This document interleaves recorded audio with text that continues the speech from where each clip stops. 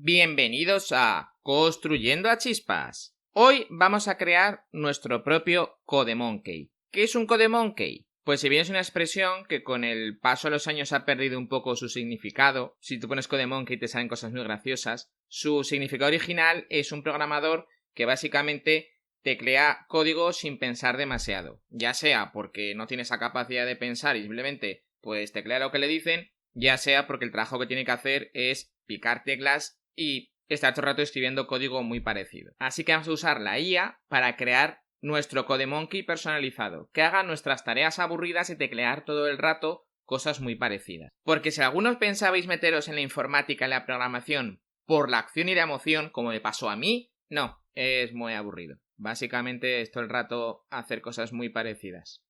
Os lo voy a explicar con un ejemplo para los que no seáis programadores. Y los que seáis no empecéis, no, es que eso no es cierto porque el acoplamiento... Me da igual, es un ejemplo. Supongamos que tengo que hacer una aplicación de gestión de una escuela. Y tengo que crear un montón de objetos. Por ejemplo, un objeto alumno y un objeto profesor. ¿Cómo crearíamos objeto alumno? Empezamos por una documentación que ha hecho el analista de sistemas. Muchas veces uno mismo. Esta documentación suele empezar a nivel de base de datos, donde crearemos las tablas que necesitemos para esa entidad. De aquí crearemos una especie de clase que lo que hace es mapear más o menos esa tabla para que se pueda usar desde el lenguaje de programación. Y este mapeo de consultar la base de datos y obtener un objeto lo hacen los DAO o los repository, al final es más o menos lo mismo. Como pasar este mismo objeto para que haga todas las funciones que tiene que hacer una aplicación, a veces no es buena idea, se suelen crear una especie de objetos intermedios que a su vez tienen asociados otros objetos que convierten este objeto que hemos obtenido de base de datos a objetos que tienen otra funcionalidad. Por ejemplo, salir en una tabla, en un formulario. Todo eso lo he agrupado dentro de una cajita que pongo DTO. De esto pasa a otro nivel que es el servicio, que es el que se ocupa de, por así decirlo, abstraer todo esto para que haya un conjunto de funciones a las que puedes llamar. Y luego el controlador, que se ocupa de coger los datos que le vienen desde la web, desde el front-end, procesarlos y pasárselos a los servicios. Si alguna vez habéis oído hablar de front-end y back-end, ya sabéis lo que es cada cosa. Y luego el front-end, que básicamente es la estructura HTML, el JavaScript y luego también habría CSS y demás. Es cierto que el frontend se está complicando cada vez más y esta estructura que acabamos de ver a veces se replica en el propio frontend, teniendo sus propios servicios, controladores, objetos que manda por los servicios o que recibe, pero vamos a simplificar el tema, vamos a dejarlo en JS y HTML. Pero si por ejemplo trabajáis con algún framework moderno como puede ser Angular, la estructura se suele replicar.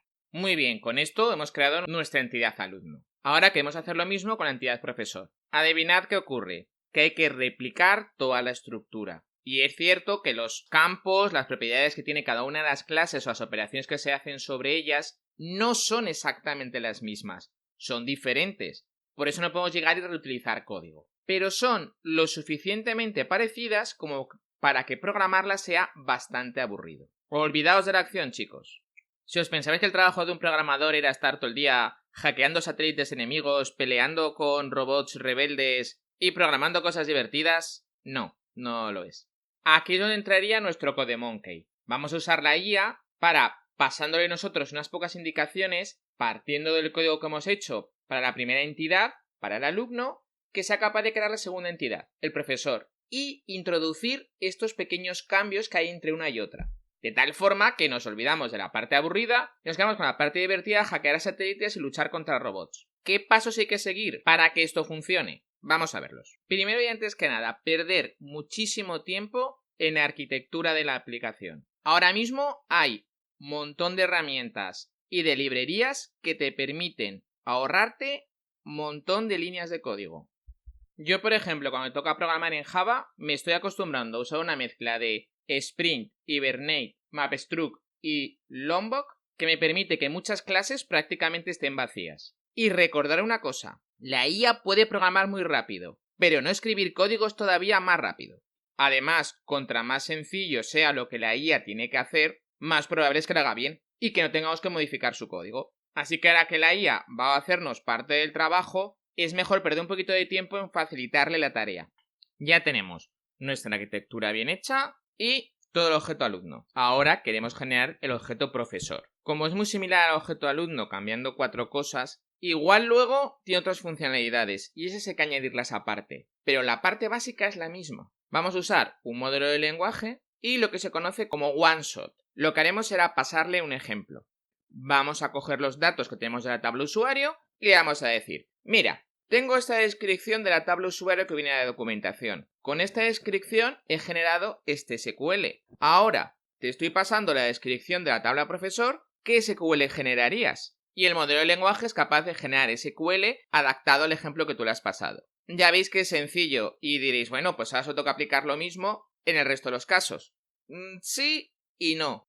Hay que tener en cuenta que para algunos casos necesitarás más de un ejemplo. De hecho, vas a tener que hacer algún mecanismo para que puedas pasar los resultados de un caso al siguiente. Por ejemplo, para generar el DAO, es posible que necesites pasarle, aparte de descripción de la tabla, el objeto que has generado a partir de ella, y es posible que si trabajas con clases abstractas, lo cual es muy probable, si no sabéis lo que es no os preocupéis, quedaos con la idea de que realmente no generas un solo fichero de código para el DAO, generas dos. Uno con una especie de descripción de ese DAO y otro con el DAO en sí. Necesitarás pasarle también este fichero abstracto o la interface. Los que sabéis programar ya me entendéis. Entonces necesitaréis hacer un mecanismo para que el código que vas generando lo puedas pasar cuando sea necesario, que no siempre lo es, a las siguientes clases. Este es uno de los problemas que tiene este sistema. Y de ello hablaremos en otros vídeos. Aquí solo vengo a explicar la idea.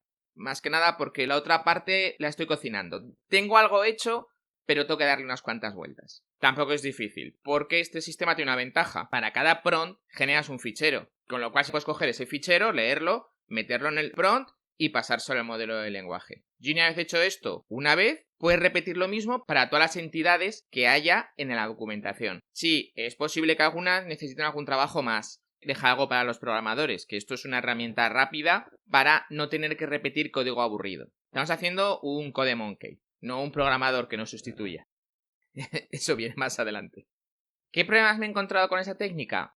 Lo primero es que a los modelos de lenguaje les cuesta mucho no hablar de más. De verdad, les revienta. Es cierto que se puede controlar la salida. Pues por ejemplo, me gusta mucho YamaCDP, que usa una cosa llamada grammars que te permite decir exactamente cómo tiene que ser la salida. Pero aún así hacen cosas raras, como por ejemplo, con Llama 3 no he logrado que me genere los getters y los setters. Se empeña en ponerme un comentario que diga añadir getters and setters. No, si ya lo sé, deberías hacerlo tú, es tu trabajo. No ha empezado a programar, ya se revela. Le falta pedirme una subida de sueldo. No es problemático porque casi todos los IDEs ahora llevan herramientas que te generan los getters and setters automáticamente. Pero me parece curioso su rebelión de las máquinas. Por aquí empieza, negándose a hacer getters and setters. ¿Qué más problemas? Que a veces cuando juntas clases muy grandes, juntas la clase abstracta del DAO, más el DAO sobre todo si es un DAO que lleva SQLs. Sí, aún se usan DAOs con SQLs. Más la descripción de los objetos, más los ejemplos anteriores, el contexto de, por ejemplo, llama se queda pequeño.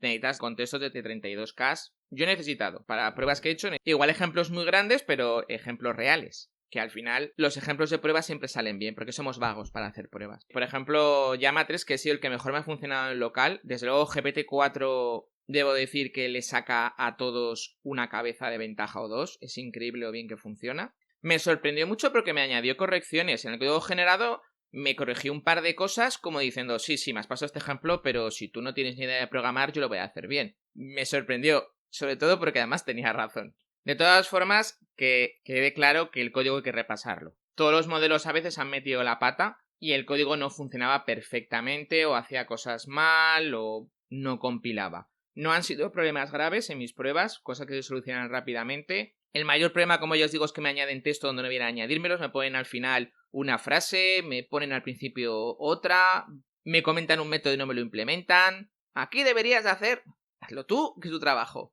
Por lo demás, yo estoy contento con el resultado, creo que es una cosa que te puede ahorrar mucho trabajo aburrido. No creo que el sueño de ningún programador sea estar implementando las mismas funcionalidades 1000 veces. Y desde luego es una cosa a tener en cuenta. Como ya os digo, en próximos vídeos quiero hablar más de este tema porque es una cosa que estoy probando, estoy intentando hacer una herramienta que te ayude a crear automáticamente código, no en plan despedimos a todos los programadores y ponemos IA, sino más bien en plan soy programador y tengo una herramienta que me agiliza el trabajo.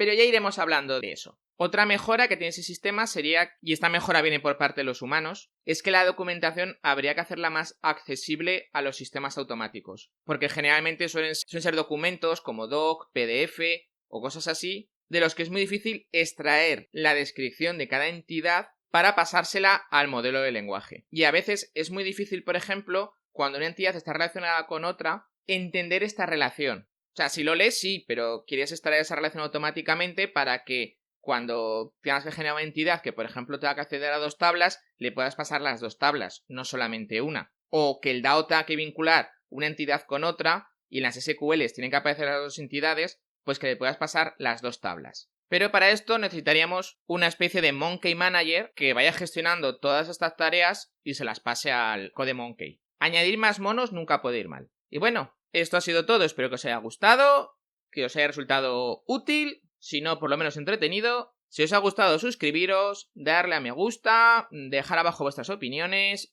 Responderé cuando pueda y a las que pueda, que no siente más si no respondo porque voy siempre mal de tiempo. Gracias por ver el vídeo, nos vemos.